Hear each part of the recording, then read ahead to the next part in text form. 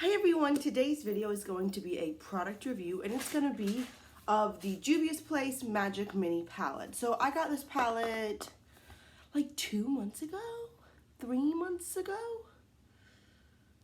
I don't know. Oh, it's snowing outside and I'm sorry. I'm going to be continually distracted because my home looks like a winter wonderland and I love snow. I do. I lived in Ohio for 2.5 years. I still love it. You do you. Some people hate it. I think it's fabulous. But anyway, so I've had this for a while and I actually got 3 palettes at the same time. So I got this and 2 others and I have been so disgustingly terrible about using them. Honestly, like ashamedly. But I pulled this one into my Project 10 uses. I've gotten some good use out of it and I feel as though I know it well enough to review it. So that's what we're going to do. So first off, the packaging. I said this when I first got it, but in case you didn't watch that video, if you haven't watched every single one of my videos for some reason, I don't know, it's kind of rude, but that's fine. I love this packaging. And I feel like people say that. Like every time they talk about Juvia's Place, they're like, yeah, it's so gorgeous. And I'm like, I mean, it's fine. It's fine, really. But like seeing it in person, I think it's so stunning. I like this peach, these 2 women, oh, fabulously beautiful. This Magic Mini is actually raised, so you can actually feel it. Now, I am by no means the first person to have this palette. This palette's been out for, I don't know, a very long time. And Juvia's Place has just been, you know, very popular. It is independently owned, at least at the time of this filming. I hope they stay that way. And it is also a Black-owned makeup brand. So 2 great things for me. I'm all about independently owned makeup. You know, helping the wealth disparity as much as we can. Also, somebody said, I don't know, in one of my videos, they thought I wasn't using a Christmas mug, but don't worry, we're still Christmas mugging. And I don't know if I've told y'all, but if you don't know, Noel is actually my middle name. Rebecca Noel is my name, so there you go. So I have a lot of things that say Noel, because my family see it and they're like, it's your name, you have to have it. And I'm like, well, yeah, I guess so. But yeah, so this has been around for a while.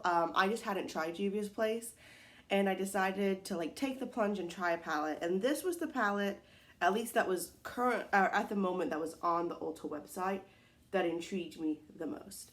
Now, it's got the same beautiful artwork on the inside, no mirror. I'm okay with that because I have a lot of mirrors. Also, it makes this packaging more recyclable, which we love. You know, you love to see that. But just note, there is no mirror. And then we've got really 2 rows of warm and 2 rows of cool. So I loved that. I felt like this was a pretty unique assortment of shades. I will say there have been some times when I've gone in to use this palette and I have been stuck.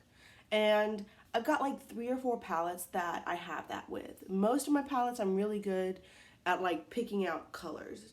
But this one I have a little bit of trouble with. But, you know, I think it's just because there's so many colors. So I'm going to do some live swatches for you because I personally like to have reviews that have, you know, live swatches. So I'm going to just go ahead and we're going to go through all the colors. I'm also going to do my very best to pronounce these correctly, but I don't have the most faith in myself to do that, so I'm sorry. So the first shade is Nubia, and it is an insane gold. This is a very thick feeling shadow. It's kind of got like a lot of silicones in it, I guess. It swatches just absurdly beautiful, just insane. It's very highly metallic. It definitely has a lot of kind of like an old gold base to it. So it's not one that's gonna be like a yellow, like a very light gold. It is a dark, impactful gold. It's very pretty. Next we have the shade Zakiyah, and this is a matte orange. It's almost a little reddy in a swatch, or in the pan, but I would say swatching it is a true, just like pumpkin orange shade. And it's quite pigmented, as you can see. I do find that most of the mattes, and we'll get to it, blend out really nicely. Next we have the shade Ocean. It's a little bit chunky, as you can see. It has a very similar texture to the Nubia shade, where it's a very thick shadow. And highly, highly metallic, highly impactful. A really pretty light pink. Then we have the shade Kessie, which is a matte, kind of a tan. I think this would work really nicely as a brow bone highlight if you had a slightly deeper shade, skin tone than me. Maybe even a lot deeper, I don't know. Because I guess it depends. For me, it's a little too dark for a brow bone highlight, but I'm obviously on the fairer side of the skin tone spectrum. So I think if you're deeper than me, you would like this. And if you like a very impactful, brightening, brow bone highlight, then even if you had a very deep skin tone, this might work for you. Like personally, for my skin tone, I don't like a white. I've tried some matte whites and I think it's just too much, but if you like that look and you have a very deep skin tone, this might work really well for you. As you can see, it's very close to my skin tone, maybe slightly deeper, just ever so slightly. So that's a shade that I personally don't get a lot of use out of. I do use it as a transition sometimes, but I think if you have a different skin tone, then it could be great for you. Next, we have the shade Zuba, which is another metallic pink, very similar formula, really thick. It is deeper than the shade Ocean. And you can see that. I will say in the pan, they look more similar. But I would, you know, in a swatch, they do look different. I don't know. I'm happy with it, but I almost wish there was like a metallic red or a metallic orange instead of two metallic pinks. And if you watch me a lot, you know I love a pink and purple look. It's one of my favorites, but I do feel like just for this palette, it might have been nice to have a different metallic warm tone. Next, we have the shade Nana. It's a very, very warm tone brown. This is actually what I have in my transition like crease today. I don't have a lot of eyeshadow on. Well, I don't have a lot of different shades. Some people might say I have a lot of eyeshadow on. And you can see it is more brown than that shade Zakiyah. I would say it's definitely more brown. Still highly pigmented. It does take, I don't know, it blends out, but it takes a little bit of work, just a smidgen. It's not like one where you have to keep going and keep going and keep going, but it's not a very effortless blend where you can just kind of do a wash of color.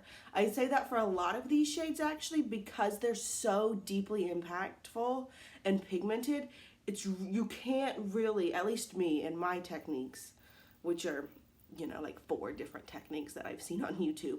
I have a really hard time getting a really blown out, soft look. So if that's the kind of look you like, I don't recommend this palette. But if you like an impactful one, this might be great. This is Boronu.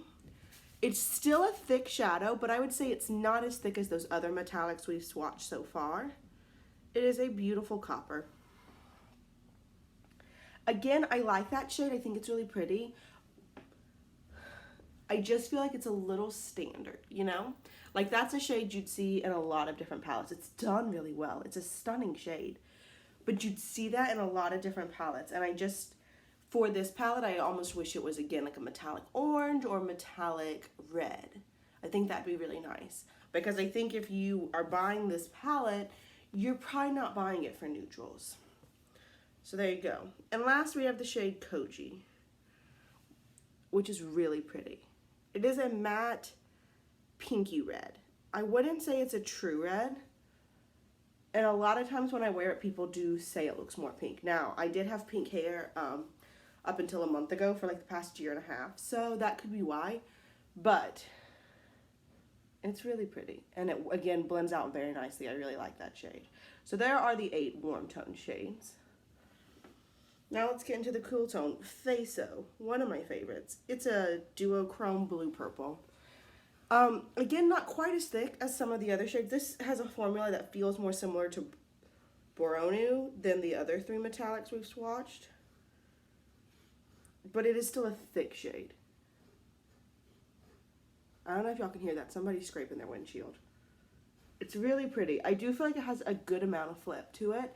And on the lids, I think it does show up. It's not one of those that just ends up looking metallic. Next, we have the shade Asha. This shade feels really dry. And it's like a deepened greeny teal. This shade doesn't show up near as well as some of the others. And it takes a lot of building up. And it really swatches and shows up more like of a satin instead of these really impactful metallics. It also is crumbly on the lids.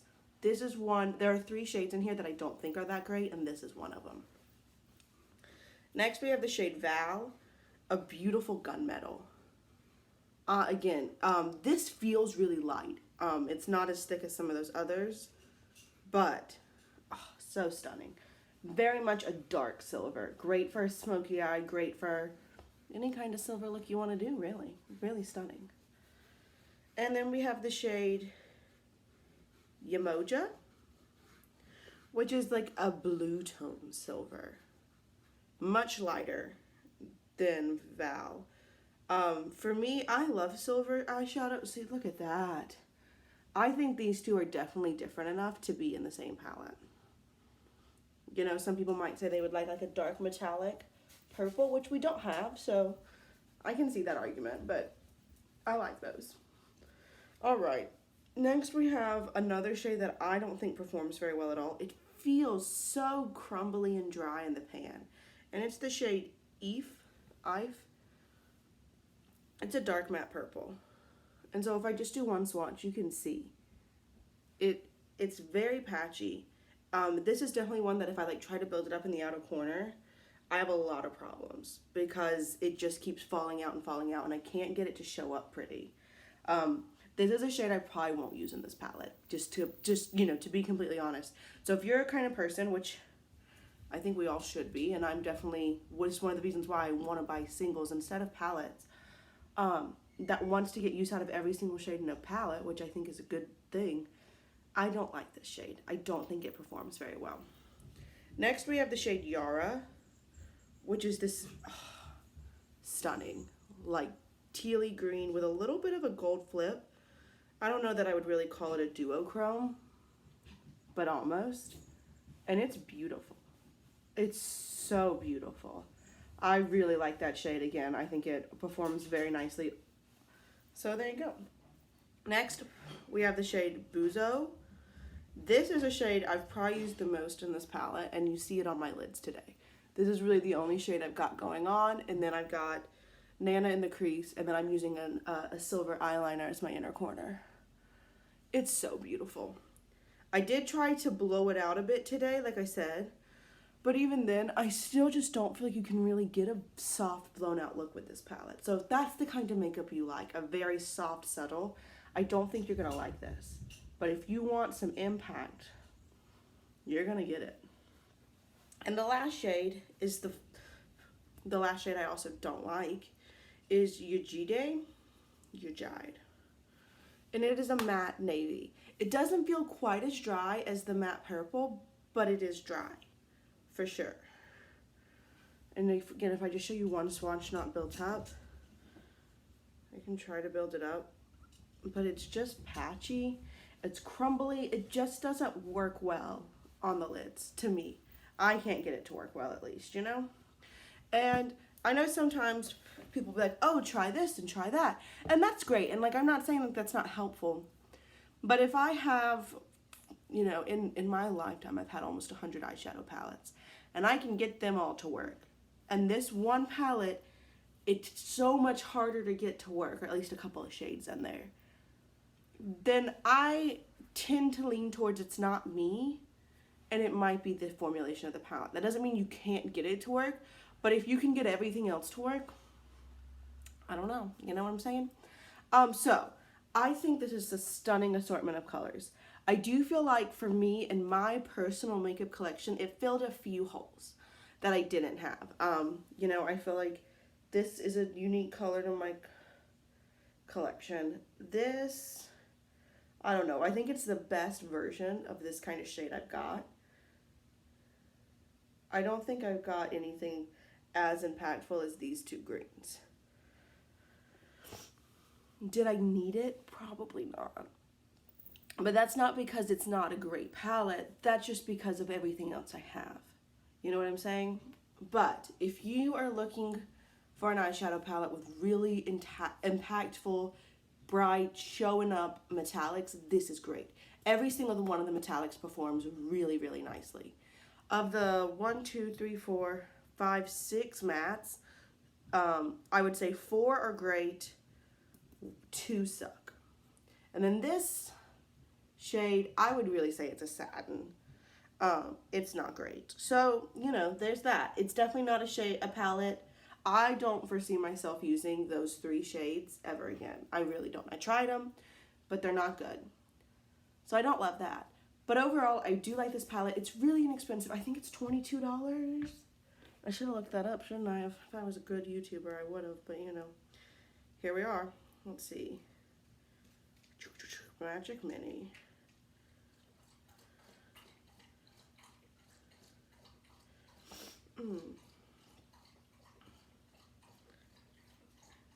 Why is it not showing up on like Ulta? What? Is it not on Ulta right now? Well, that's weird. Oh, maybe it's because I didn't spell it right. I don't know. Okay, it's $15, at least right now on Juvia's Place website. But that's a sale. It says its regular price is $30. Okay, so I don't feel like that's a bad price. You're getting 16 shades. That's about $2 a shade. I think that's really good. I think they're really pretty. How big are they? This entire palette is 24 grams. So if you divide that by 16, that's 1.5 grams of eyeshadow per palette, per shade, excuse me, which is about how much a single eyeshadow, like a MAC single or something like that is. So it's good. It's nice. I really like it. I'm happy I have it. And I really wanted to try Juvia's Place, honestly. Like, I don't know, that might be like kind of a dumb reason, but I just wanted to try the brand. And so I'm really glad I've tried it. I'm really happy. I think what everyone says about how great it is true. I just don't know that for me and my personal palette collection, I really needed to buy it, but I don't regret it. And I know I'll use this palette. So there you go. I like it. They have a bunch of different palettes. Most of them are more colorful. They do have some neutral ones. I think if you find a color story that is truly unique to your collection, you'll be happy with it based on this one palette. That's at least my takeaway from one palette. Really like it, and I do recommend it. So there you go. That is my review of the Juvia's Place palette. I really hope you enjoyed this video. As always, if you have any questions, requests, suggestions, or comments, go ahead and leave those down below, and I'll see you all real soon. Bye.